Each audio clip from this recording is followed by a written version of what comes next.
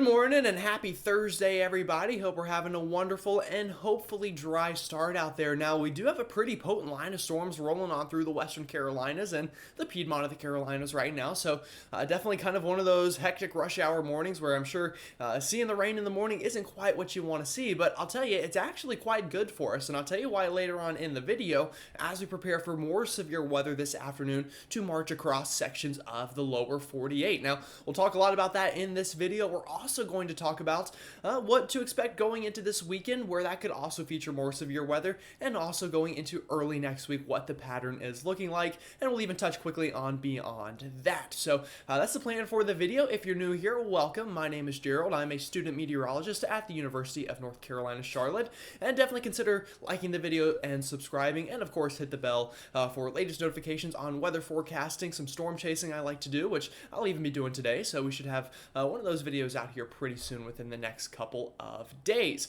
Now for my regular folks, as you'll notice, the setup's a little different. I tried to fix the audio problems from yesterday, so definitely let me know if that looks and sounds better on your end. Definitely at the end of the day, the goal is for you to have the best possible experience during the video.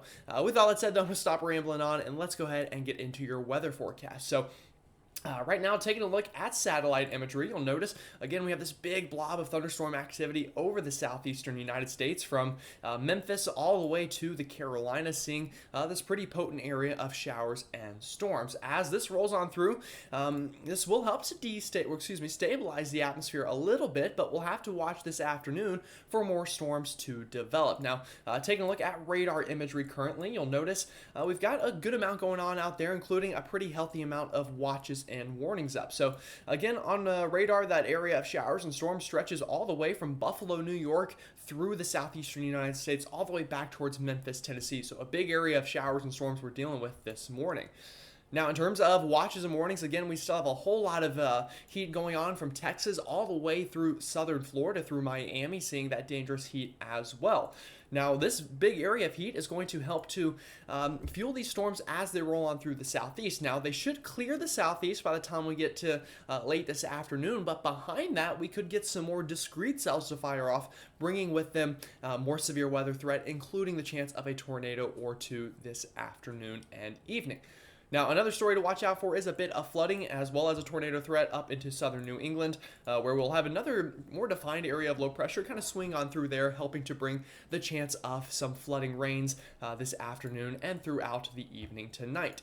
Now, taking a look at the maximum temperature for this afternoon, again, it's going to be a scorcher for southern Texas through the southern just tier of the country in general, all the way down to Florida, having that chance at some, pretty hot temperatures, getting up past 105 for a big section of central Texas this afternoon. So definitely watching that. Also expecting those temperatures to get pretty high up into the central plains and through the southeast. Now, it will be a bit colder through the northeast and Ohio River Valley, where we see that rain this afternoon. Now, again, looking at the severe weather threat today, we do have a slight risk. This is a level 2 out of 5 risk for areas of eastern North Carolina, north central South Carolina, and extreme southeastern Virginia as well, having that chance of some strong storms this afternoon. Now, again, we do have a tornado threat with that today. So we have a 5% chance of a tornado within a 25-mile radius here through extreme eastern North Carolina. So definitely going to watch that for the chance that, we get some spin-up tornadoes this afternoon. And like I said, I'll be storm chasing that. So definitely follow me on Twitter for the latest updates on that. And then we even have a tornado risk into southeastern New England today as well, for another area of low pressure that will move on through. Now, as for the hail threat today, again, the biggest threat for that will be into eastern North Carolina, where these storms have a lot of CAPE to work with, or just potential energy in the atmosphere to help fuel these thunderstorms and allow them to get quite tall and produce that hail. And as for the wind threat, again, this just kind of goes with the general outlook that we first showed you. All right, now as we go into tomorrow, we have another severe weather threat, this time up into the Midwest, as well as another smaller threat down through the Southeast. But really the bigger threat will be through the Midwest tomorrow for places like Minneapolis, Chicago, Des Moines, Iowa, as far south potentially as Kansas City and St. Louis, and as far east as areas just west of Detroit there. Now, as we go into our Saturday, that threat shifts off towards the Ohio River Valley, so places like Cincinnati, Columbus, Lexington, Evansville, Indiana, having the chance at some of those stronger storms for our Saturday. All right, so taking you through radar imagery today first. Again, we have those storms rolling on through the southeast right now. That line will clear on through, but you'll notice this afternoon we get more storms to fire behind that, anywhere from really southeastern Virginia all the way down to eastern South Carolina, having that chance of strong to severe storms this afternoon and evening. And again, these have the potential of producing tornadoes, strong winds, and some damaging hail as well. So definitely make sure you have a way to get warnings this afternoon as that rolls on through. The good news is, though, that will eventually clear on through, and we'll have a much nicer overnight and a much nicer Friday afternoon as well, despite some scattered showers and storms Friday afternoon.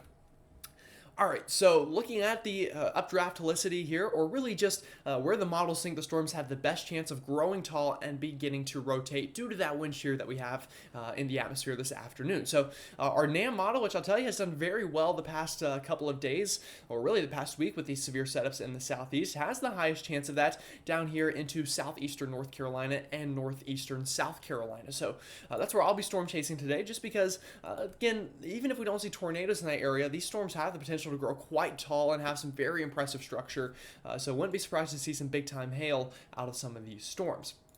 Now, our high-resolution rapid refresh model, which I also like to use, paints a bit of a different picture, shows storms kind of up into northeastern North Carolina having the higher chance of that this afternoon. So we'll see what happens. You know, the models are definitely going to fight this one out a little bit today, and we'll see who's closer. But really just what you need to know is anywhere from southeast Virginia to northeast North Carolina, or excuse me, South Carolina, be prepared for strong storms that have the potential to produce a tornado or two. All right, so zooming this out a little bit for you, taking a look at just the East Coast as a whole. Again, we looked at this afternoon in the southeast. This afternoon in the northeast, though, also poses a threat. Again, we have that flooding and tornado threat up here as well. So we'll have a pretty big area of rain moving on through the I-95 corridor from Philly all the way through Boston this afternoon. So definitely if you're up that way, could be a rough commute home this evening. So watching out for that. And again, these storms could become strong to severe, kind of embedded in this line, and could produce a spin-up tornado or two before that as well clears out going into the overnight hours. And tomorrow morning looks much nicer for most people, minus our next area of severe weather that gets going back out into the Midwest. So as we move this map into tomorrow afternoon, I'll show you, this is about 2 or 3 o'clock tomorrow afternoon. You'll notice, again, that area of severe weather moving on through the Midwest. Main threat there would be damaging wind. Can't rule out an embedded tornado and some hail as well. And also some showers and storms in the southeast tomorrow. Now, I think tomorrow will pose definitely less of a tornado risk, but still could have some gusty winds with these storms as they move on through tomorrow afternoon before those clear on through. And then Saturday afternoon, we have that next threat to worry about kind of along the Ohio River Valley, which we'll talk more about as we get closer to our Saturday. All right, so talking a little bit more about the medium to long range now.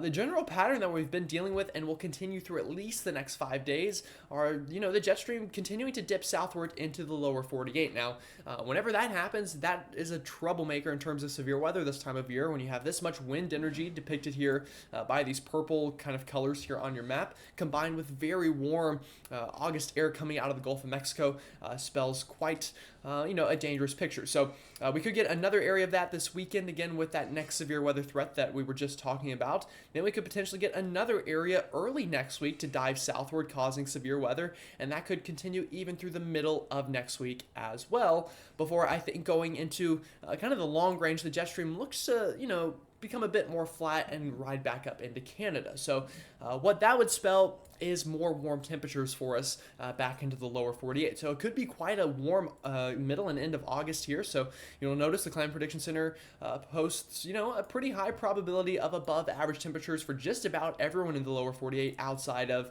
the north central part of the country. And with that, that would bring drier air to the southern tier of the country and a bit more wet weather to the northern tier of the country as that jet stream pushes up north. Alrighty, so again, hopefully the video was of use to you this morning. I know it's a bit early compared to my normal videos, but it was definitely important to get one out for you today as we do have that severe weather threat. And of course, if you are new here, definitely consider liking the video and subscribing, and of course, hit that bell for notifications. But with that said, have a great rest of your day. Stay weather aware out there, and I will see you all tomorrow.